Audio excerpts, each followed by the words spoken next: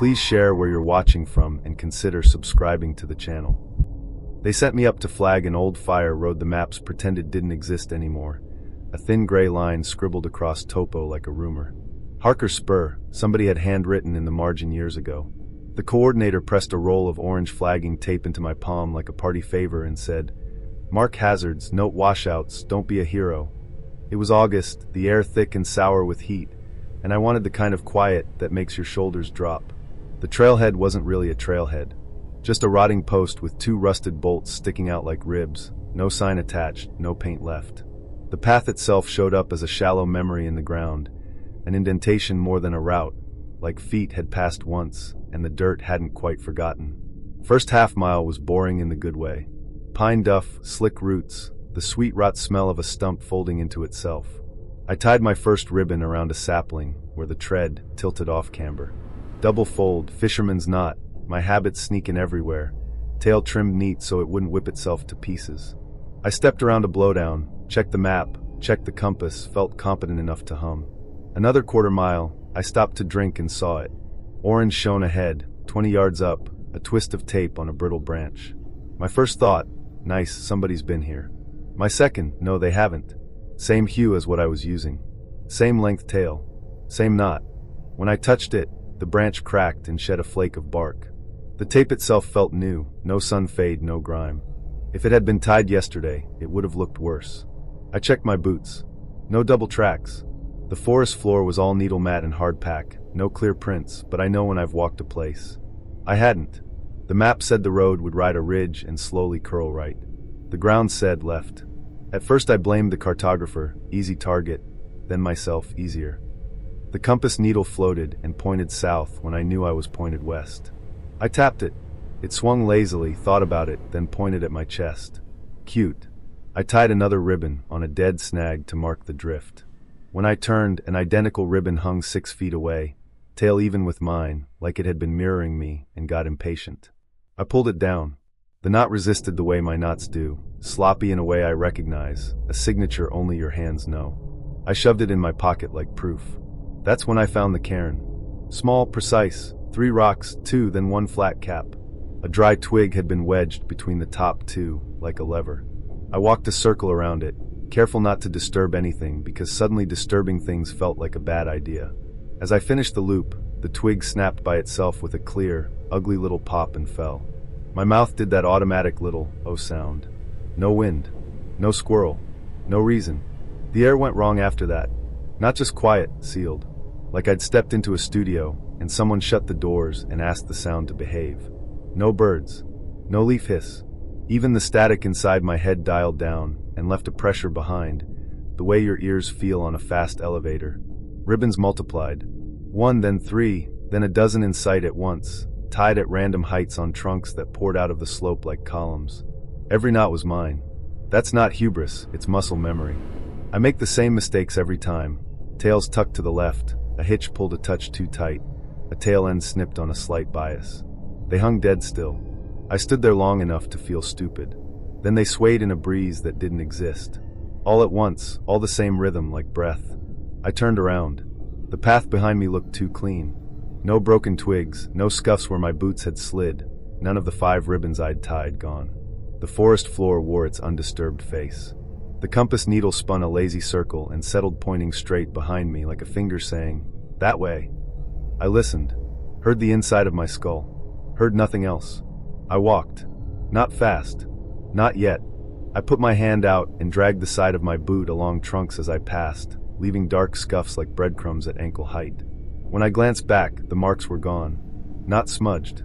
Gone. The bark wore smooth stories. The trail bent. A new cairn waited, twin to the first, same stack, same capstone. The twig was gone from this one, already snapped or never placed, I couldn't tell. My stomach pulled a small, unpleasant trick. I didn't stop. The next ribbon touched my face. A light brush across my cheek like a kid swatting you with a streamer. I slapped at it on reflex. Tape caught my wrist. A loop, fastened, a half knot pulled tight enough that I had to chew at it with my teeth. I got it off and threw it. It stuck to a trunk and fluttered just enough to be insulting before hanging dead again. In my pocket, the one I'd taken earlier felt warmer than it should. "Okay," I said, and my voice sounded too loud in the sealed air. Okay, enough. I get it. The woods didn't answer. That would have been insane. A crack came from somewhere behind, and to the right, the thick, wet snap of a branch under weight. Then closer. Then nothing. I picked up my pace. Not a run, not yet. The ground drifted downhill when it should have tilted up. The light got wrong, color pulled out of it like a filter laid over the day. Noon should have been bright. It wasn't dark. It was nothing color. The trailhead appeared the way a dream ends, too fast, unearned. I stumbled into the small cut at the road and almost cried at the sight of gravel. The post at the pull-off split from top right to bottom left, a long crack like lightning. Both have still anchored, but pulled apart by something that wanted it open. I walked past without touching. Out on the road, normal sounds rushed back like I'd popped a seal. Distant birds, a truck on 41 miles away, my own breath in my ears. I drove home on jittery autopilot with the AC punched to max, even though the day had cooled. In the shower, hot water hit my shoulder blades and turned my brain down to a manageable hum. Then it rattled, metal in the drain. I looked down. An orange bough sat in the grate, neat, wet my knot. Not a ribbon I'd dropped on my floor somehow. Not one I could have tracked in on my boot. It couldn't be here. It was here. I stared at it until the water went lukewarm. Then I shut the water off, wrapped a towel around my waist, and just stood in the slick tub with goosebumps prickling the parts of me the heat had missed. Nope, I said to the empty room, because it made me feel like I was an adult with choices. I spent the evening pretending to forget it. TV loud, phone in my hand, dinner eaten with the speed of a dare. When I finally went to bed, I tucked the roll of flagging tape under the sink, because that seemed like a reasonable boundary to set with whatever the hell. I woke at 2:47 a.m. for no reason at all, heart thudding like I'd been running. The apartment was quiet in the normal way. A soft draft raised the hair on my arm. I didn't get up. I didn't go back to Harker's Spur the next day. I told the coordinator the post at the trailhead had split, and the road needed a crew, and we might want to shelve flagging until a sawyer cleared what was coming down. He sighed. Copy, he said. We'll slot it. I almost told him about the ribbons mirroring my knots, about the cairn splitting itself, about the silence that pressed like hands. I didn't. You don't say that sort of thing to a man with spreadsheets. We called them gleaners because Uncle Tom said the name one summer, and it stuck to us like burrs. He claimed they were part crow, part squirrel, thin fingers, bright eyes, a weakness for anything that flashed. They don't steal, he'd say, smelling like oil and cedar smoke. They bargain. If you don't want the deal, don't put your goods out. Every July, we drove out to his cabin, a squat place with a tin roof and a porch that creaked one way going out and another coming back. The woods behind it felt like a closed mouth, quiet but not empty. Even as a kid, I could tell the silence wasn't just lack of noise. It was a presence, heavy and patient, like the trees were holding their breath to see what we'd do. Tom made traditions from nothing. The switchback hunt was a night walk with onion-smelling burlap sacks and dim flashlights that threw cones of light for 20 feet before surrendering. He'd point at scuffed moss like it had a story, tap a thorn tangle and call it a nest, lean in and whisper that the small ones didn't trade fair. He sold the magic with a grin, and we bought it every time. That summer, a whistle cut the trees, one high note, too thin for any of us. Tom lifted a hand, and we all aimed our fading lights. He smiled, but something worried lived under it. We followed him deeper until the brush pinched tight, and then my foot hit knot ground. I slid down a short slope on my butt, grabbed at a bramble, and landed in a hush that felt posted, private. I didn't call out. I should have. The urge to keep quiet was strong as shame. My flashlight found a flat rock and something white set on it, a spoon. Not any spoon, Aunt Gloria's, the one with the crooked G and T she'd stamped into the bowl when she wanted to make Tom's ugly things pretty. Beside it sat a tin lizard I'd hammered that afternoon from a soda can, grinning because I'd bent the head wrong. Come on, kiddo, Tom's voice called from behind me. No, over here, my voice said from the other direction, softer, like a mouth practicing. Something unfolded at the edge of my vision, and language does me no favors. It was wrong in all the places living things are right, legs jointed backward, long where it should be short, hide like dried river mud, a sparse mohawk of black hair down the spine. Hands, that's the part that sticks. Long wire bundle fingers, precise. It clicked its teeth, tilted its head, and set down a button. Pearlized, 2 holes, torn fabric still clinging to it. Tom, I meant to say it loud. It came out polite. He slid down the lip, fingers biting my arm. We leave. Now. I looked back once. It opened its mouth and let out a hollow, bottleneck sound with the idea of words hiding inside. The hair lifted on my arms so hard it hurt. Then the trail. Then the cabin. Then taking inventory without saying we were. The key dish by the door was empty, my mom's cheap necklace gone, but my Crown Royal bag of treasures sat tied where I left it. See? Dad said, trying to sound upbeat. Nothing. That night, I flipped my pillow and a tooth thumped the mattress. Not human. Polished. Conical. It lay there like a comma, wanting to be part of a sentence with me. We never did the hunt again. Tom joked he had to save his knee. He didn't look at me when he said it. I moved away and carried their silence like a folded map that stayed warm in my pocket. Years later, Tom called to say he was selling the place. I drove out to help clear the sheds because my hands had been useless in the city and needed a job that wasn't typing. The cabin had shrunk. Inside, things had drifted toward corners the way they do when a house stops being lived in. In the back room, in a mug that once read World's Okayest Uncle in Sharpie, the spoon waited like a dare. The crooked G and T caught the light. I took it onto the porch, turning it in my hands. The wind slid off the trees, lazy. My phone buzzed a calendar reminder, 2:47. No reason it mattered. It made my stomach dip anyway. A click sounded from the woods. Not a branch. Teeth.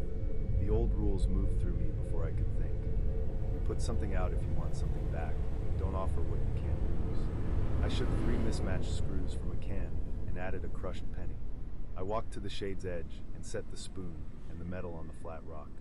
Then I sat cross-legged and waited, feeling ridiculous and too awake. The trees pretended they weren't watching. Shadows breathed in time with the clouds.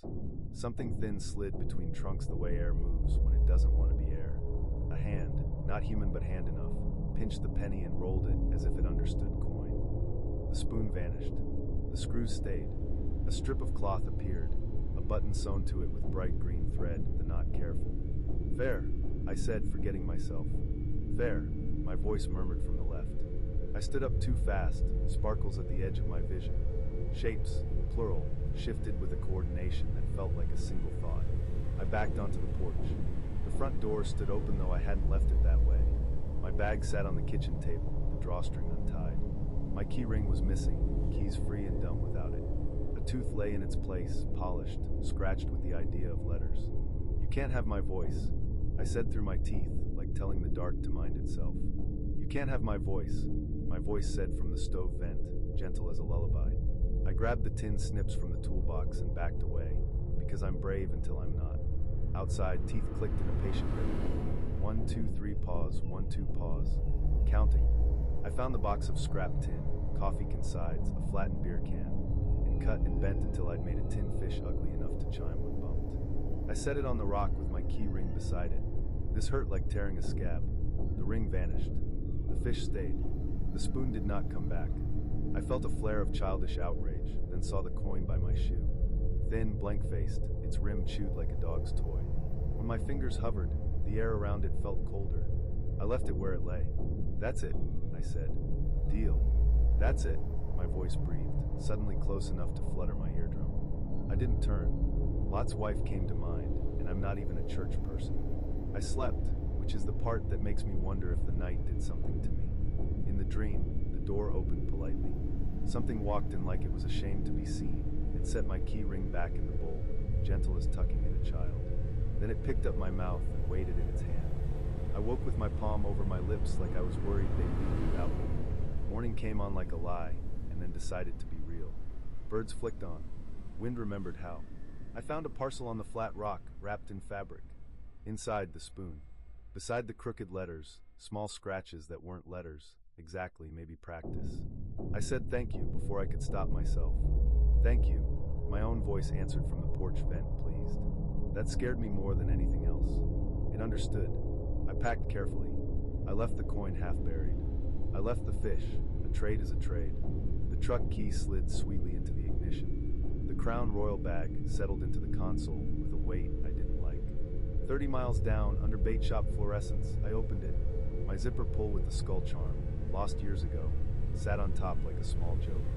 The rest looked normal in the wrong way, as if something else was wearing their shapes. I signed up for the Conservation Youth Crew because it sounded like a clean slate. 3 weekends, free lodging, service hours I could slap on an application and pretend meant something. I was 18, fresh out of a breakup that had chewed a hole in my appetite for the world, and I wanted trees that didn't talk back. There were 5 of us.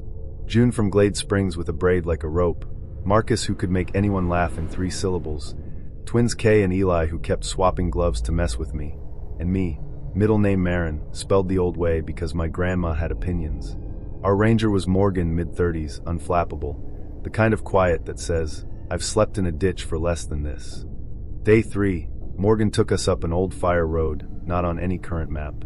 "This used to connect to a watchtower," she told us, brushing aside a rhododendron like it had offended her. Forrest took it back. The road had that look, 2 shallow ditches where tires had once bit in, a spine of grass in the middle, moss slick as soap. The air felt padded, sound swallowed and then released, a beat late. I saw the cabin first and didn't believe my own eyes, like my brain tried to paste in a boulder or a clump of laurel, and then gave up. It sat wrong, tucked crooked into a little hollow, roof buckled like someone had stepped on it, siding gone to driftwood gray. 1 window was intact, but wrong too clean. A metal mailbox hung sideways, rust feathering its edges. Morgan stopped. "That's not supposed to be here," she said, and the tiniest crack opened in her steady. We did the dumb thing people do in horror movies. We walked closer. The porch steps had been half swallowed by the ground. Someone had hammered a chain of bottle caps into one of the posts, cheap memorial or board art. There was no sound except our breath, and the insect burr way back like it was coming from the wrong side of the trees. "Do not go inside," Morgan said, already turning. I forgot the hand saw at the last clearing. 10 minutes, okay? Hydrate. Nobody touches anything." She pointed at the mailbox. "Especially that." She took the radio and strode back down the trail. We stood there like kids told not to look at a magic trick. June lasted maybe 30 seconds. "It's literally a mailbox," she muttered. "What's the worst?" She tugged it open. The inside was bone dry, immaculate. No spider nests, no rust scab. That in itself made my skin prickle. June's hand came out holding a yellowed envelope sealed with a thick puddle of red wax, the kind that leaves a scab when you peel it wrong. Across the front, in careful, tilted handwriting, was a single word, Maris. "That's weirdly close," Marcus said, aiming it at me. "Like your middle name, but wrong." "Old spelling," I said automatically. Grandma put her whole spine into it. "Same as mine, actually." Kay whistled. "So it's for you." "Or some other Maris," I said, but I took it. The paper felt lighter than it should, like it had been emptied out. My name, my almost name, has never looked like a word, but this looked like a mouth. I didn't open it. We passed it around, making jokes because that's what you do when a goose walks into your life and asks to be a crocodile. Inside the cabin, the air smelled like a toaster that had burned dust. Not rot, not mouse, hot metal and old breath. The floor wore a fine layer of dust, but where you expect emptiness, there were patterns. Places where someone had brushed a circle and then reversed it. Footprints that walked into a corner and stopped, as if the person had stepped into a photograph. A chair sat dead center facing a blank wall. The cot in the corner sagged deep and stayed that way when you pressed the canvas. I opened the cast iron stove because I'm not smart, apparently. Inside, another envelope. Same wax. Same wrong right name. Maris.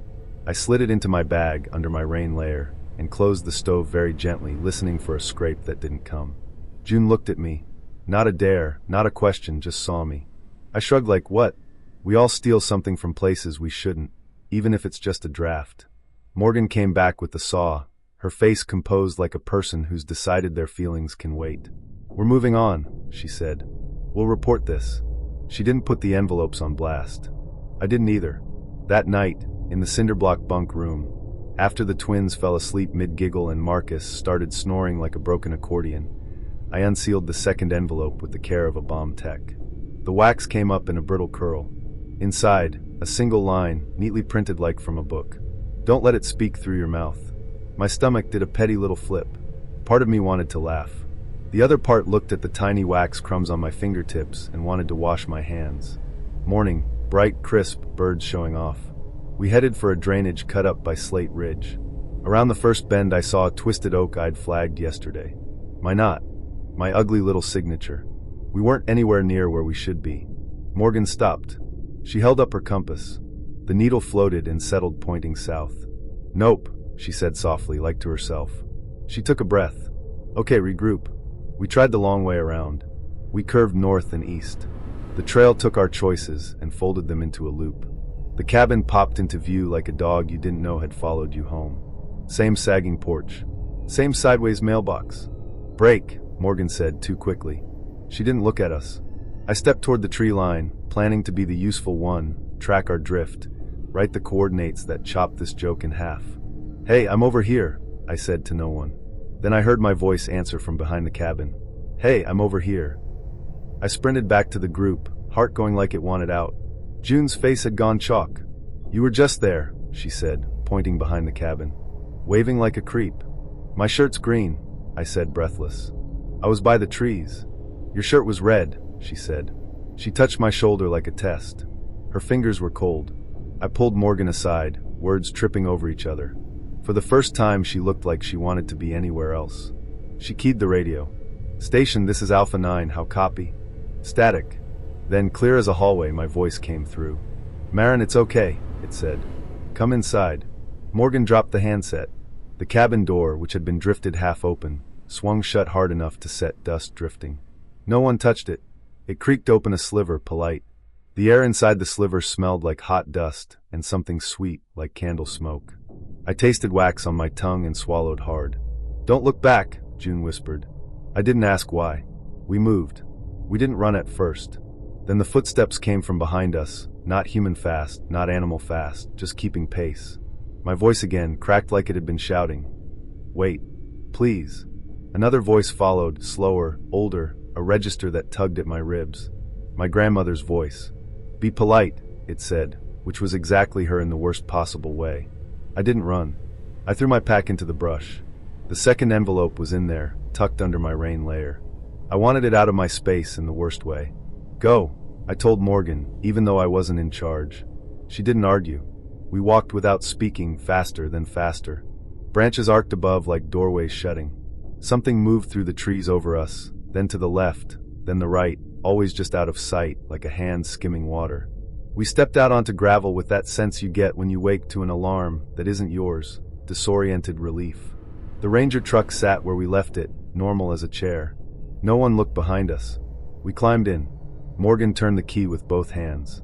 Back at the station, she filed a report that said unauthorized structure located, coordinates pending, and signal interference, and nothing about voices borrowing our manners.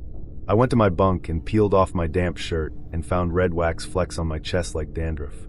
My tongue tasted like birthday candles. When I tried to talk that night, just to hear my voice, the rhythm came out wrong.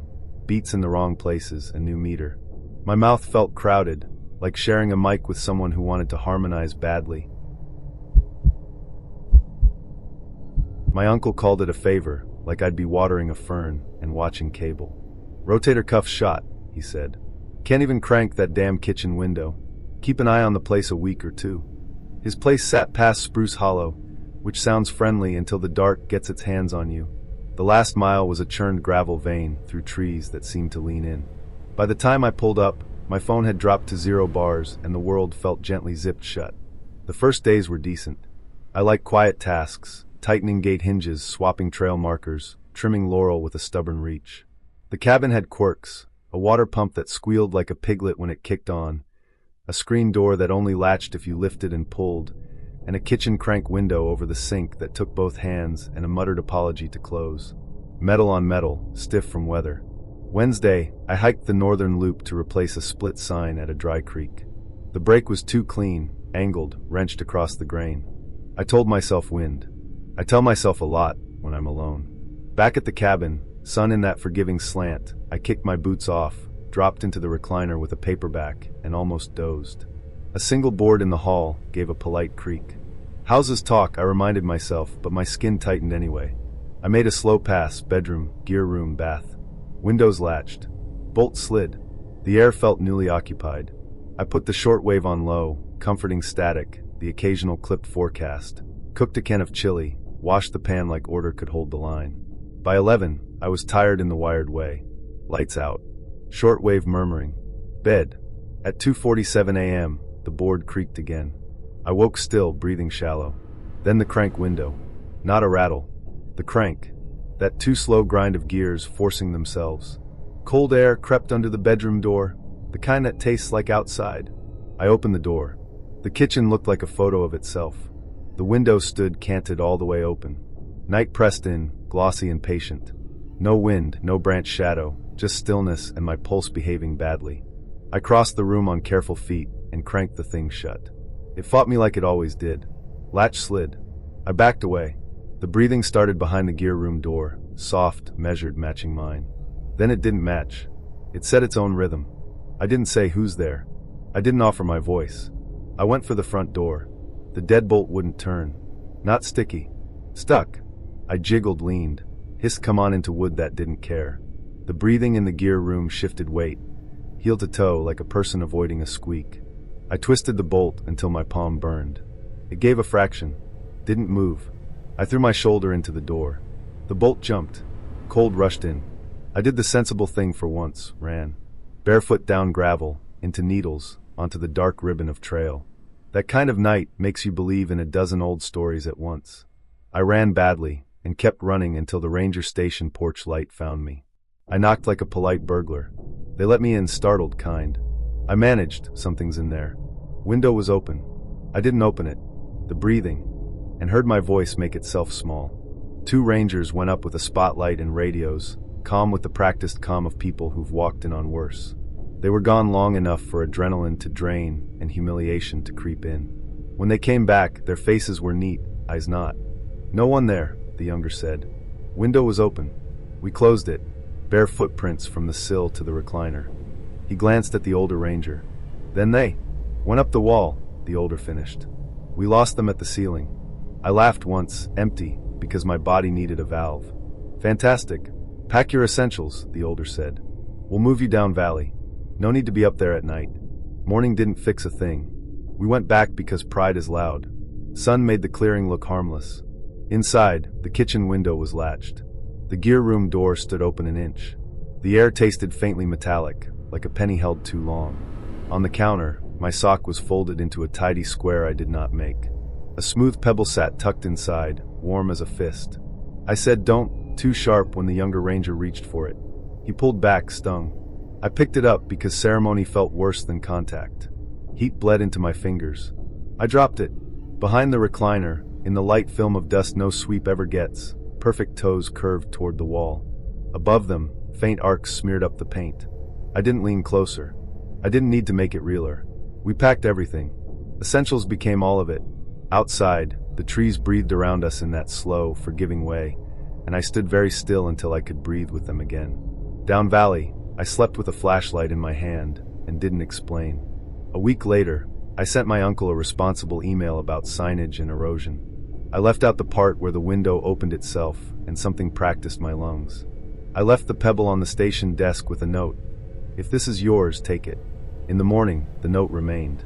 The pebble didn't. Relief hit like a bruise pressed, followed by the usual self-mockery. A storm parked on the ridge like it had paid rent. The kind that smothers radios and turns the trees into a single breathing animal. I stayed late at the little station anyway, because there's nothing like empty forms to make you feel useful. Incident reports, most of them blank, stacked under the flicker of crusty fluorescence. The coffee tasted like a hot coin. The hum of the vending machine stitched itself to my nerves. Around midnight, headlights drifted down the service road no one should know at that hour. Not barreling, floating. The truck rolled through the fog and idled out front, engine a low wet thrum. A man leaned out the driver's window and just watched the building. Not checking the door, not looking for a face. Watching the station the way you watch water decide which way to go. Rain slicked his hair flat. The porch light cut his eyes into shadow. I stood where he couldn't see me, behind the counter, halfway down, and felt stupid for ducking and smart for doing it anyway. After a long minute, the truck eased away. Not down the road. Sideways into the trees like it had found a new lane. The taillights sank and went out. I told myself, raccoon prank, somebody lost. I told myself until the words were just air. I went back to my forms. A minute later the breaker in the back room clicked. The lights brightened to the point of nausea, and the shortwave coughed. Station copy, came my voice, tired and a little hoarse. Then nothing. At 1:26, the motion sensor on the fence tripped. The monitor over the desk bloomed gray-green and showed the back lot. A rectangle of rain and the chain link that keeps honest people honest. We don't use the back gate much. It's basically for deer to stare at themselves and walk away. A shape peeled itself out of the trees on the wrong side and climbed. Not a scramble, not the awkward heave you get when chain bites your clothes. He went up the fence like it was a ladder laid flat, each handhold already decided, each foothold measured. When he hit the top rail, the feed fuzzed, and he was on the ground without a frame in between. I didn't run. I drifted toward the kitchenette like I needed ice. I set my palms on the counter and waited for my own breath to make a liar of me. The world shrank to rain, and the sound the big fridge makes right before it kicks on. I heard it before I saw it, a palm on glass. That soft, obscene, wet kiss of skin sealing to a window. The kitchen window sits above the sink, just at eye level. A hand pressed to it from the dark. All 5 fingers splayed. The skin was pale through the condensation, flattened into a map of lines and loops. It shouldn't have bothered me that the lines were too many, or that the wrist sat at a wrong angle. It did. He dragged one finger down low, slow, leaving a clean channel in the fog. Numbers wrote themselves in the smear. 237. The finger left grit behind, a fine gray ghost of creek silt, each turn a little heavier, like it had learned my window on the way. When he lifted his hand, the palm print didn't fade. It sat there like a stamp. "Okay," I said, very quietly, because apparently I like to narrate when I'm scared. "Okay." He didn't pound. He didn't test the latch. He moved along the side of the building as lightless as water, and the motion sensor failed to register anything at all, which is bullied electronics for you.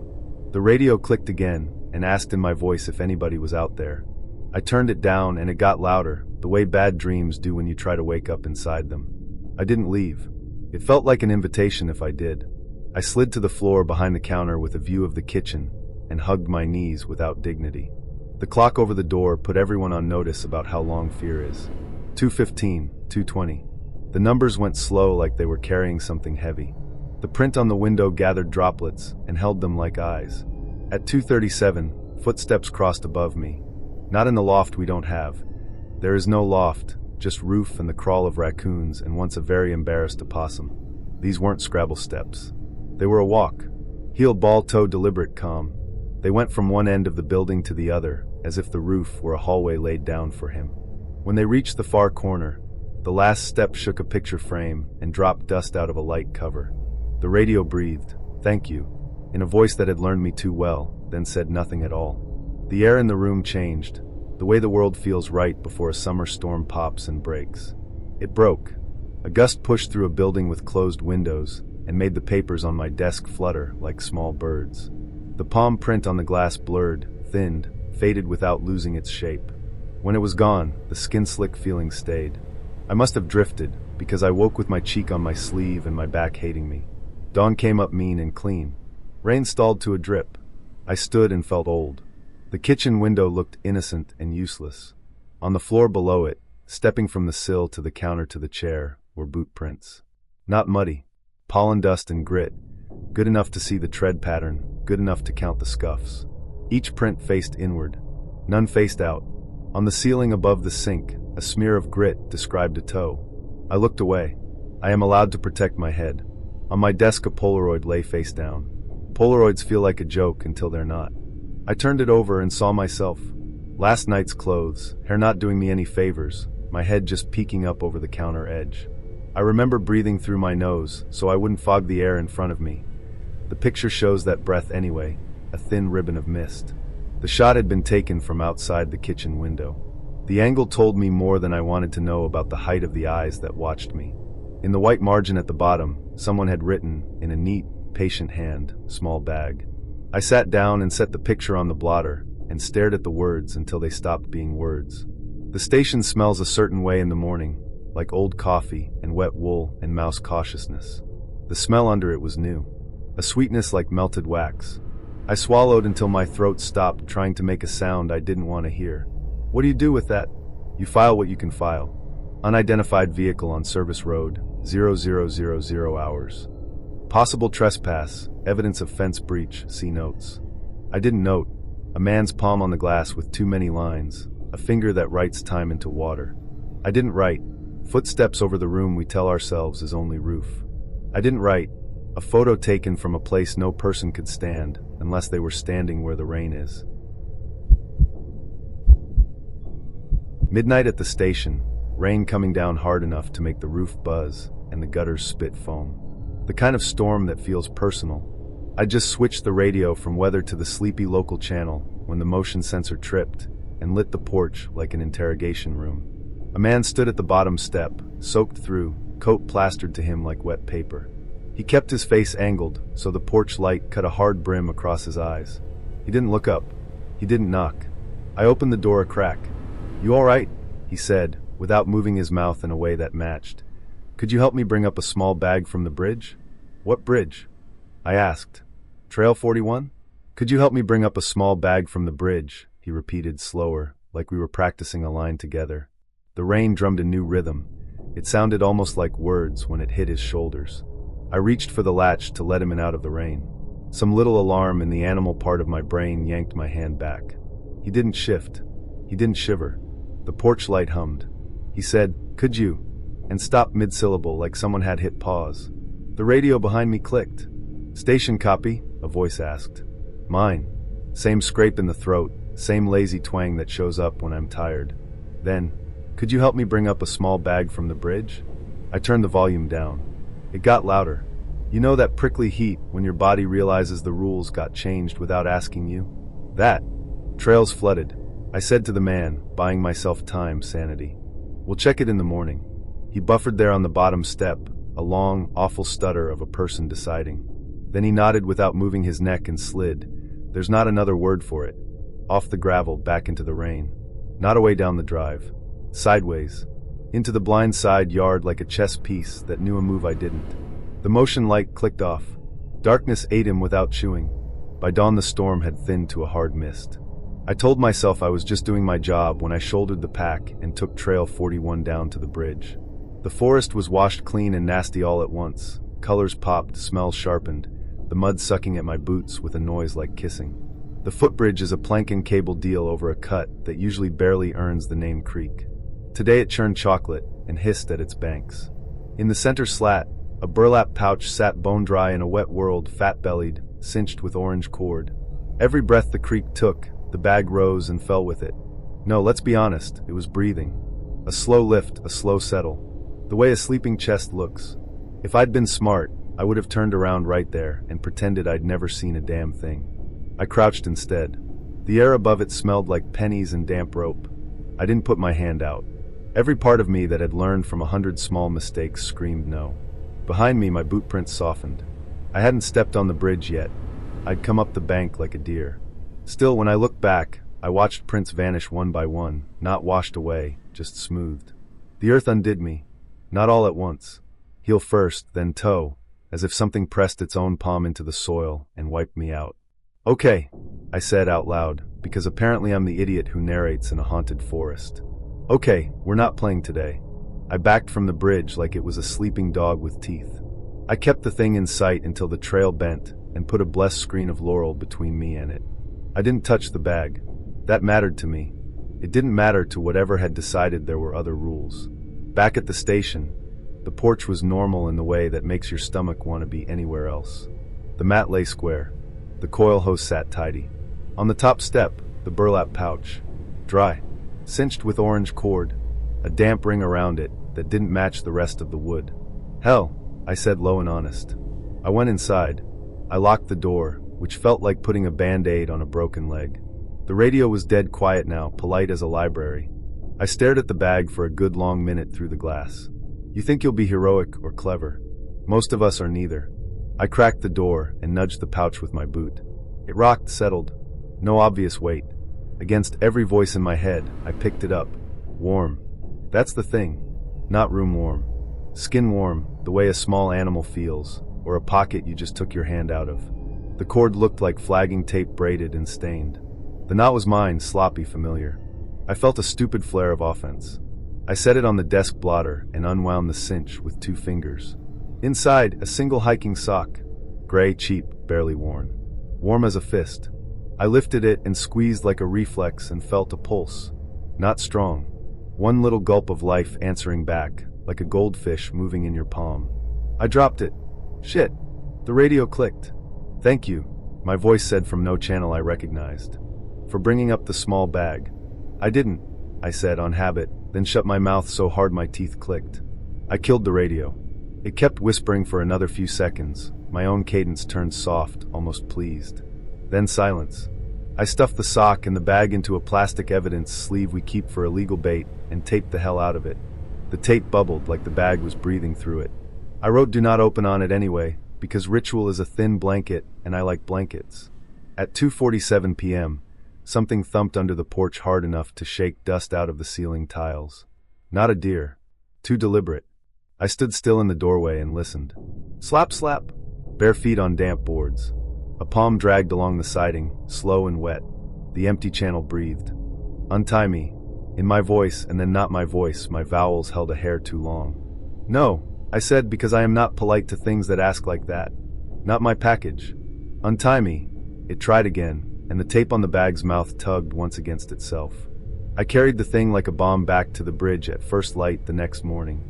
I used the orange cord to lash it to the center slat. Owner pickup, I told the water, feeling ridiculous and also like I might puke. Under the bridge, something moved in the gap. Not an animal. Not a person. Too smooth. Too interested. The bag twitched. It pulled once, and the knot, I swear this, tied itself tighter. A neat little flourish. My knot perfected. The water hissed. I left it there. I didn't look back because I didn't want to know if it watched me go. Back at the station, my porch was empty. The mat was crooked, like someone with heavy feet had pivoted there, testing the welcome. The radio stayed off for a week. When it came back, it did it in a whisper at the edge of my hearing while I filed hazard reports. Thank you, it said, casual as hell, for bringing up the small bag. The sock? It wasn't in the taped bag when I left it. It was in my locker when I opened it 2 days later, warm again. It smelled like someone else's skin, clean and wrong. I put it in the burn barrel and watched it blacken without catching flame, then collapse into itself like a lung. The ash was white as chalk. The cord I'd tied around the bag turned up 3 nights after, looped twice around the doorknob on the inside, a bow I didn't tie. My rules: if the radio thanks you for something you didn't do, don't answer. If a man stands in the rain and talks like a recording, don't let him in. If a bag breathes, that is not your problem unless you make it yours. The boundary post on Ridge 12 was there every morning until it wasn't. One day it stood squat and ugly where it should, a galvanized marker with its number plate dented from some old snowplow kiss. Next morning, a coffee can hole where it had lived for 12 years, soil crumbled like someone had twisted it free and set it gently aside. I stared at the hole longer than made sense. The ground around it was neat. No scuffs, no drag marks. If you've ever had a tooth fall out and couldn't stop touching the empty place with your tongue, you'll understand the urge. I poked the hole with a stick. It felt stupid and ceremonial. I keyed my radio. Station Ridge 12 milepost is missing. No sign of impact or... The radio clicked, crackled, and sent my sentence back to me half a beat behind, same cadence, like a kid repeating you under their breath. Missing. No sign of impact or... I let go of the button. The repeat didn't stop right away. The air carried the ghost of my words, then swallowed them. I told myself it was a stuck transmitter somewhere. I sat down on a stump and drank the kind of coffee that tastes more like cardboard than anything else. Then I dug a new pilot hole, because that was what the form would expect me to have done by the time I got back. It was a Thursday. I only remember because my watch said so, cheap wind-up eyewear when my phone can't be trusted. That afternoon, I kept feeling the day slide sideways. I'd look at my clipboard, and my notes would jump from 10:18 to 12:46 with nothing between, but the impression of having worked hard. Hard at what? My shoulders ached like I'd carried something heavy. My boots were scuffed like I'd been kicking at rock. My mouth tasted metallic, the way it does after you bite a copper penny, which is not something I've done since I was 6, but apparently my body remembers. The next morning, the post was back. Not the spare I'd loaded or the plastic stake I'd pounded in as a placeholder. The original. Unbent. Unrusted. Perfect. The number plate had no dent. The soil around it was undisturbed. It stood dead plumb without so much as a wobble. When I put my palm on it, the metal hummed in my bones like a distant generator, just for half a breath, then went dead. I stood very still and had the dumbest thought, thank you. I could feel the shape of the word climb my throat like a cat. I swallowed it hard enough to hiccup. I backed up, wrote in my notebook in capital letters instead. Do not say anything. Old-timers have names for everything. Borrowers, they call things that move what shouldn't be able to move. They like straight lines. Sem told me once, back when he was still doing the ridge beats with a knee brace he didn't like to talk about. Hate M or love M. Either way, they mess with M. You see a straight fence in old pictures? You won't see it now.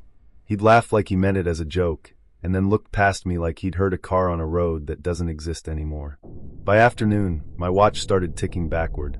Not like a trick, not a busted second hand. The whole machine started handing the seconds back, precise little clicks in reverse. I tapped the glass. It stuttered, tried to be normal, then gave up and spun the wrong way for another 5 minutes before it stopped altogether. I held it to my ear. The silence felt smug. I stopped talking. That seemed sensible. You can't repeat what I don't say, I thought. The radio still found ways to be wrong. It would click and sigh like someone settling into a chair. Once, when I leaned against a hemlock to tie my boot, I heard my own voice from behind the trunk breathe, "Wants me." The thought I just had answered back to me. Wants me? It's a special kind of fear when the thing you're trying to protect isn't your body, but the inside of your own head. I tried thinking in shapes. I tried counting, chewing each number like a dry cracker. I sang in there, nonsense tunes without words. The woods enjoyed the challenge. The breeze would rise and fall in a rhythm that matched my counting until my chest did too. I stopped counting and it stopped politely. I made it to the truck by muscle memory. The milepost was in my pack. I didn't put it there. The weight told me before my hands did. I hoisted the bag and nearly toppled. When I unzipped it, the galvanized head glinted up at me, cold and slick like a fish pulled from a river in December. My brain, treacherous, said thank you again. I bit the inside of my cheek until I tasted iron. Back at the shed, I dug through the binder of laminated forms and outdated maps for the incident log. The one we pretend is for things like illegal camps and storm damage, but also holds notes that don't want to sit next to other notes. Tucked between a trail reroute plan and a photocopy of a faded topo, I found a scan of a 1962 newspaper clipping. Local man found dead on ridge, it said, in that old font that makes every story look like history.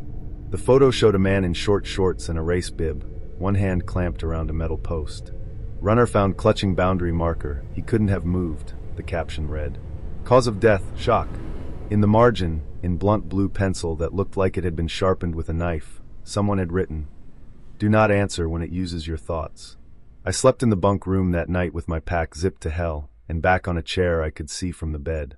I dreamed of straight lines bending, of fence rails making gentle arcs like smiles, of the post humming under my hand, until the hum moved up my arm and into my jaw and vibrated behind my teeth. When I woke, my molars hurt like I'd been grinding them. Here's what I did, and I'm not telling you it was the right thing, only that it's what I could manage. I hiked back to Ridge 12 at dawn with the post wrapped in a towel and lashed tight to the pack's frame, like strapping a stubborn kid into a car seat. The air was bright and bird-loud and felt like the world again. At the hole, I knelt and set the post gently into the shape the ground remembered. It slid in without resistance, like it had been greased with old stories. I tamped the edges with the heel of my hand, because using the mallet felt like an insult. The metal hummed once, polite. I got up without saying a word. I walked away. When the thought rose, there, as always, thank you, I let it sit behind my teeth and bleed until it lost its edges. On the way back, I avoided straight paths. I meandered like a drunk on purpose. I stepped over a fallen hemlock and counted the rings with my eyes and refused to give the numbers names. The radio stayed quiet except for one brief crackle that sounded like a sigh and maybe a laugh, but that could have been me. The watch started again that afternoon, ticking forward as if it had never done a trick in its life. I wound it because I am a creature of habit and hope. The milepost stayed put for the next 3 mornings. The fourth, it was half a degree off plumb, leaning in a way you'd only notice if you knew it like a face. I left it. I am learning to let some lines curve. I wrote the blue pencil note on the inside cover of my field book where I wouldn't forget. Do not answer when it uses your thoughts. Underneath, I added, and don't think it, even in your head, especially there. By noon the fog had learned our names. It kept the ridge close, pearly and damp, the white blazes winking out then back like a tired eye. Beck walked ahead, counting switchbacks under his breath and tapping each blaze with the tip of his trekking pole, as if that made them promise to stay put. "We're long," he said, somewhere around the 10th bend. "Long how?" I asked. My lungs were velvet with the wet, every breath a soft animal. "Map says 2.8 from the gap to the spring. We've been 3, maybe 4. "Maps lie," I said. "So do ridges." My joke fell flat in the moss. The trail narrowed to a tilt of shale over black laurel. A runnel of water polished the rock to glass. I warned him, "Slick," and he nodded without looking, the way you do when you think you've already accounted for danger. He didn't. His pole skated. His ankle rolled. He made the kind of sound you make when the world surprises you bad. He hit the ground in a controlled spill, then went still. The color left his face with such precision it felt like a demonstration. I was on my knees without remembering how I got there, my hands on his thigh and boot and shoulder. "Beck, talk to me." "Light," he said, teeth tight. "Like lightning. In the ankle." He sucked air through his nose and left it there, small and ragged. "It's not broken." "It might be," I said, because optimism wasn't going to splint anything. Okay. Stop, think, observe, plan." My brain latched onto the training acronym like it wore a life jacket.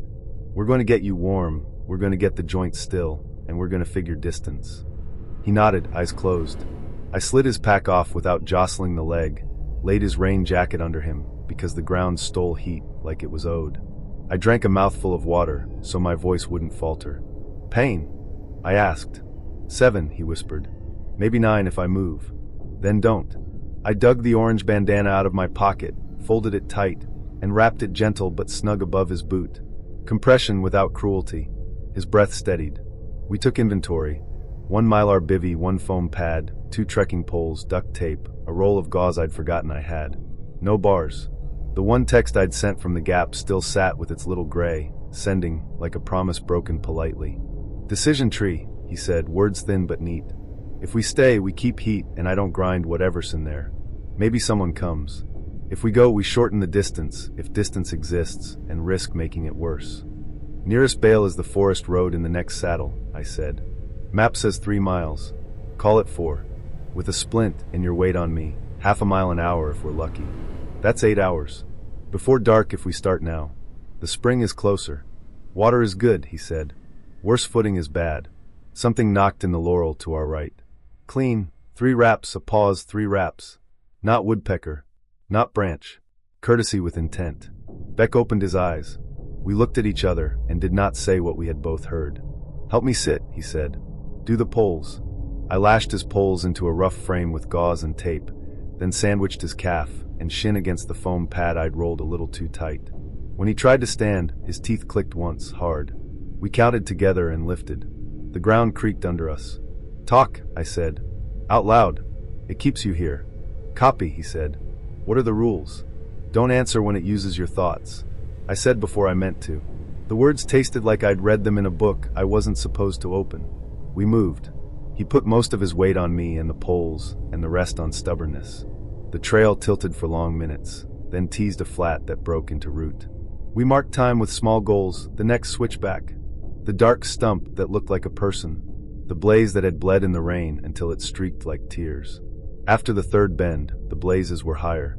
Not much. Enough you'd miss it if you didn't know them like faces. I kept my head down and pretended I didn't. The fog carried a smell like pennies and damp rope.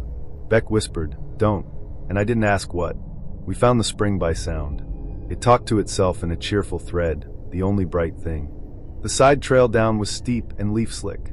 We rigged a crude anchor with a loop of webbing around a birch and lowered him inch by inch until he could sit with his boot in the cold trickle. The water took the heat of his pain and made it less. His hands stopped shaking. He drank a little. I refilled the bottles and pretended the reflection in the pool was just water arguing with light. "Honest," Beck said, voice steadier. "If you go solo, you make the road by dusk. 2 hours round trip to the truck, another hour to the ranger. They push headlights up here by midnight. I leave you alone," I said flat. "You leave me with a whistle, a bivvy, food, and the good knife," he said. "And you leave whoever is knocking with the knowledge I have a whistle, a bivvy, food, and the good knife." The laurel on the far bank flinched without wind. 3 raps. Pause. 3 raps. Behind me, the white blaze on the birch gleamed wet. a fraction higher than it had been an hour ago. Or I was wrong. Or the world was tilting, and I had finally noticed. "Choice?" he asked, teeth starting to chatter now that the pain had room. "Pain has manners like that. We move," I said. "Together. If we bivvy, we do it where the ground is rude enough to be honest. Ridge or gap. Not here in the laurel's pocket." The climb back up took more out of me than I wanted to admit. By the time we hit the main trail again, I was sweating and cold at once, a bad combination. My pack straps bit like teeth. We made a lamb-slow pace toward the saddle, him humming a song under his breath he didn't know he knew, me counting in my head and trying not to give the numbers names. The fog tucked itself into the trees and hummed along. Half an hour later the trail crossed a small footbridge. 3 planks, 2 cables, wood dark with years. In the very center sat a burlap pouch, fat and cinched with orange cord. Dry in a wet world. Warm, if warmth can look like a thing. "Keep moving," Beck said, soft and fierce. "Don't look. It's not ours." I wasn't. I started, and the radio in my pack, dead since the gap, clicked. "Could you help me bring up a small bag from the bridge?" My voice asked from inches behind my ear. "Could you?" It cut off like a hand had covered a mouth. "Don't answer," he breathed, and for once I didn't argue. We went by close enough the bag could have brushed my knee. It didn't. It smelled like someone else's skin, clean and wrong. We reached the saddle at the edge of failing light. The road lay below, a color, a promise, 2 ruts in need of faith. The fog thinned and showed us the world in slices. The temperature slid down like a decision. I wrapped Beck in the Mylar bivvy and my puffy jacket and sat on the outside of his heat like a watched dog, my back to the laurel. He blew the whistle at the top of each hour, 3 blasts, textbook. The woods answered with 3 knocks, textbook. The radio breathed, a polite, almost voice. "You could go now," he said around midnight, when the fog lifted enough to show us the V of the road and the white rectangle of a blazed-down trail that looked too tall. "I'll be here. I'll be loud. And you'd be here with the knocks," I said. "And the bag. And whatever walks above a place with no upstairs." He laughed, a small, surprised sound. "You heard that too?" We didn't sleep much. When we did, our dreams matched like bad twins. Footsteps above the tent we didn't set. A hand on glass that wasn't there. A time written in water, 2:37. I woke at 2:36 and held my breath like that could keep the minute away. It didn't. Something walked the ridge behind us, heel, ball, toe, deliberate. Just before dawn, the fog shredded. A deer stood in the road cut, looking at us with the blank ceremony of prey. Beyond it, headlights floated up the ruts. They didn't barrel. They drifted. I stood. Beck blew the whistle. The lights paused, then turned toward us like they were being guided by someone who knew the way. The ranger's face arrived in slices through the mist. He had kind eyes and a posture that said this wasn't the first time the mountain had decided to be difficult. He radioed in coordinates that made sense. He asked Beck questions that kept him here. Name, month, pain now.